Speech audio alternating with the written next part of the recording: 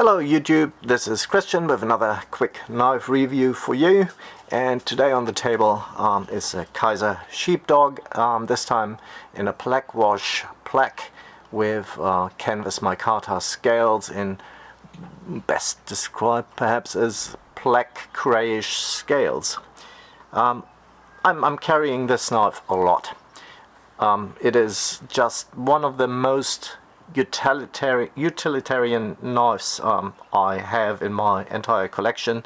I have various of them. I have the Mini, I have the XL, and also the full titanium version. But this particular one I carry more, and I can't tell you exactly why. It is just purely perhaps an emotional thing. It's out there in many variations. You can get it in the Mini version as a flipper, as a button lock now.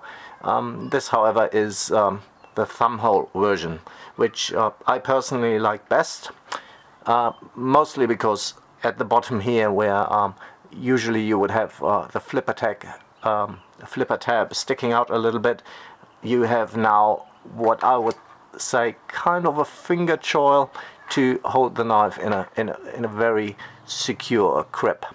So this is most definitely my most favorite version of or iteration of this particular knife, and it speaks to the functionality of the blade to actually see a company producing so many different variations of what is basically the same knife. This one here, it comes in 154 cm, which is an excellent knife steel. It is certainly not as premium as their S35VN variants.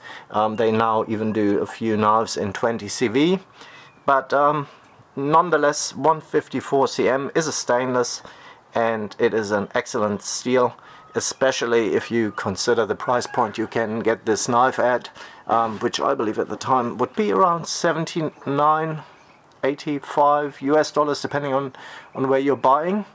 So and for that kind of money, this is a superb knife steel. It appears in a lot of areas more as a budget steel, but it's not anywhere near in terms of edge retention to S35VN or 20CV or M390 or even Magna Cut, but it is just so nice to strop. So your knife, if you like your knives razor sharp as I do, then even if you go with one of the most premium knife steels, you will find that they lose their hair whittling sharpness relatively early on. As soon as you get into more serious cutting tasks, that a super crisp edge is going to be gone relatively quickly. And those premium steels, they hold a working edge for a really long time, so you can keep using it. And that is perhaps where 154 cm falls a little bit behind. So the working edge you are not going to be able to hold on to for quite as long. But I don't usually do extended cutting tasks of doing 500-600 cuts in scissor rope or anything along these lines. My cutting tasks are much more humble, if you want to put it that way. And so after I'm done slicing a little bit of cardboard, cutting a bit of rope or leather or what have you, just taking this particular steel back to my leather strop, and it's just responding so nicely to stropping, and it comes back to a razor sharp edge in absolutely no time. So if I lose that kind of sharpness on any of my more premium knife steels, I quite often have to get the KME out to bring it back to a level of sharpness that I like, and that is really where there's a little bit of a trade-off. I don't mind stropping my knife. That's really just a 2 to 3 minute task, and this is a very good case for a steel where you can really say it is much easier to maintain a good edge, and you don't permanently have to resharpen. And for that in particular, I love 154 cm as a knife steel. Now back to this particular knife. It is has been reviewed many times on many channels. So I will spare you all the basic dimensions and specs on this particular knife, and just give you my 5 cents worth of opinion on why this is such a great knife. And Kizer just manages to pull off a really brilliant action. They think of so many things that for every knife guy out there would be perfectly obvious, but they keep implementing things we really want. And as far as a knife is concerned, that really perhaps leaves the company in millions. They really have their production process under control by the looks of it, because I haven't had a single one yet that had any significant issues at all. So just look at the way they're actually designing the access to the lock bar. That is just so generous and just so nice to get your thumb in there and closing it down. And look, this is a $70 knife, and it's a heavy plate, yes, but it's snappy, it's smooth. There's absolutely nothing wrong with this particular action, even compared to the most premium knives out there. And it keeps amazing me, because I keep buying really expensive knives, and then they're not centered, or they're not closing smoothly, or they're having a sloppy detent. And this particular knife, and I had, as I said, 4 or 5 iterations of this knife, and every time around they're just bang on. If you look at the titanium version, for comparison's sake, it's just as good. It feels a bit heavier. It feels more premium, that's for certain.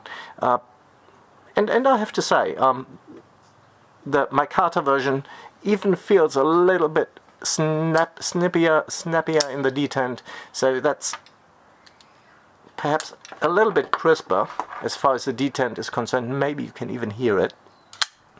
It just comes out absolutely perfectly. One thing is that I really love about the Thumbhole as well, and some stud knives, thumb stud knives, is the fact that you can slow roll them. So yeah, for people who deal with knives on a day-to-day basis, it's not a biggie.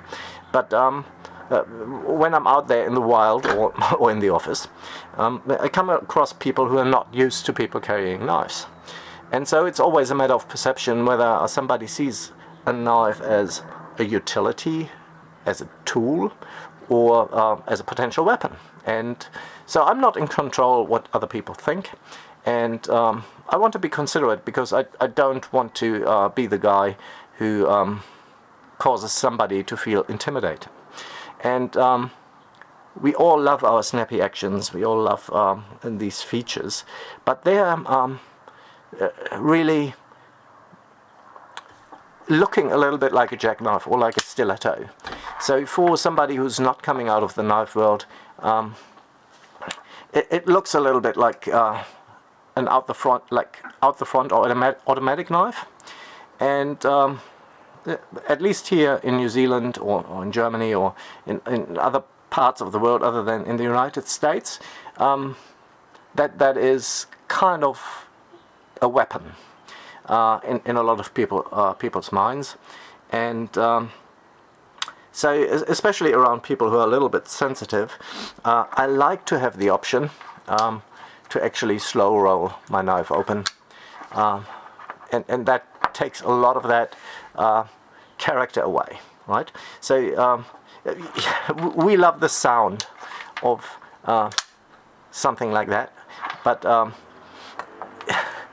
it also sounds like a gun cocking, or it sounds like a jackknife that flips open. And So sometimes that is just not a desirable response you're triggering there.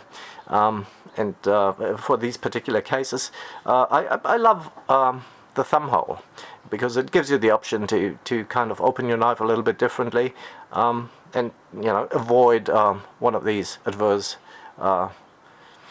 reactions.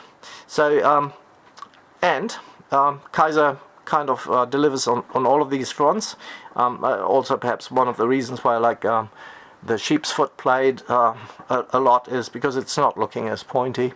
It is absolutely capable in a lot of ways, especially when it comes to slicing. They come in at around 3.5. This particular one is a little bit thinner, I believe, than yep, it is. So that's a 3.5 millimeter plate stock on the titanium version, whereas on the 154 cm that is a 3 millimeter blade, and the full flat grind that goes up relatively high does a great job keeping the edge angle relatively shallow, which in turn makes this knife so great at slicing. So this is one of the great features in this particular knife.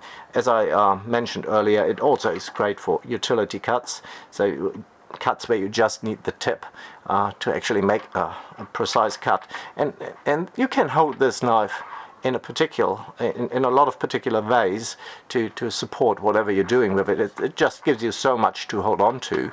And even if you're thinking about food prep, where you would be slicing something perhaps on a camping trip, it just gives you everything you need in one compact and not too aggressive looking knife.